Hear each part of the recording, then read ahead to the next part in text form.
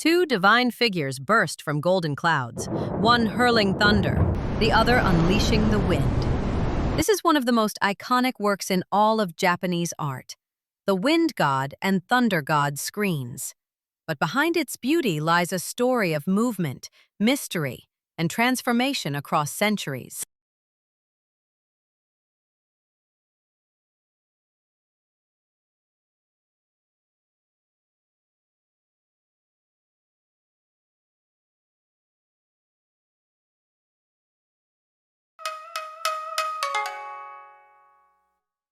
This masterpiece was created in the early 17th century by Tawaraya Sōtatsu, a pioneering artist known for breaking conventions in Japanese painting.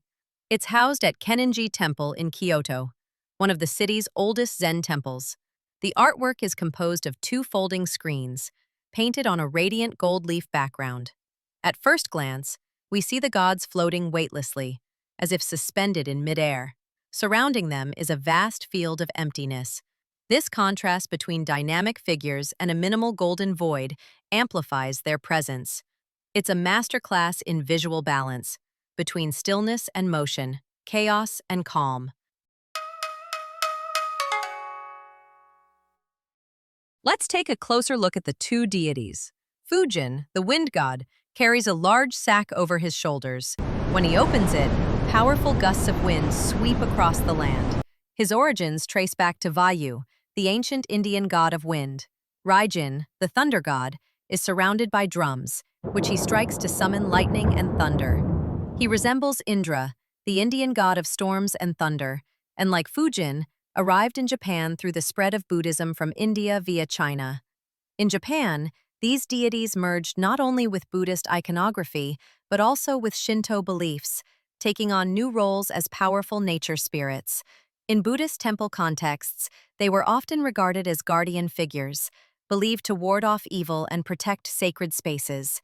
Why are they often shown together? Because they represent natural forces, unpredictable, powerful, and awe-inspiring. Together, they express a deep reverence for nature, seen not as something to dominate, but something to coexist with, both its blessings and its dangers. So what made Sōtatsu's wind god and thunder god screens so groundbreaking? It's the sense of motion. The gods seem to swirl across the panels, caught in a silent, celestial storm. The gold background isn't merely decorative. It becomes a stage, elevating the drama through contrast and emptiness. Instead of striving for realistic detail, Sōtatsu embraced bold forms, rhythm, and abstraction. His work evokes feeling rather than visual accuracy. This approach would later form the foundation of what would come to be known as the Rimpa school, a term coined much later, during the Meiji period, to describe a style of decorative, emotionally resonant art. The Rimpa style emphasized design, elegance, and stylized beauty over naturalistic representation. Sōtatsu worked during the early Edo period, a time of peace, prosperity, and growing urban culture. Art was no longer confined to temples and aristocrats. Merchants and townspeople began to commission works reflecting their own aesthetics and aspirations. Sōtatsu's artistic development is generally understood to have been shaped through an artistic collaboration or cultural exchange with Honami Koetsu, a prominent calligrapher, potter, and cultural figure.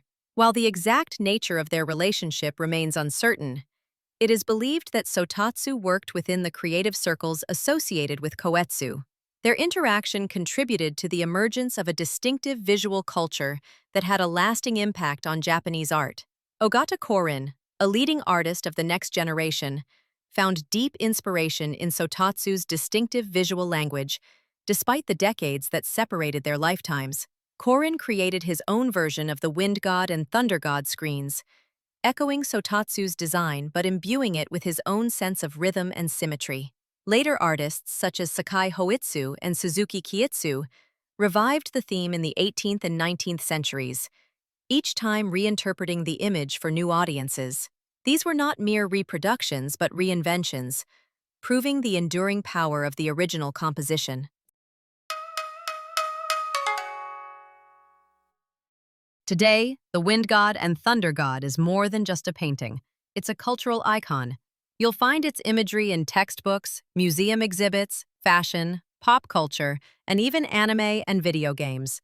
The god's dynamic poses and bold outlines have inspired countless artists and designers, from traditional painters to digital illustrators.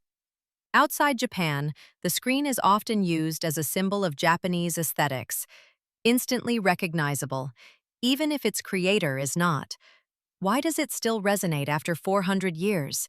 Because it expresses something universal, the raw, unpredictable force of nature, and our emotional response to it through compelling, timeless design.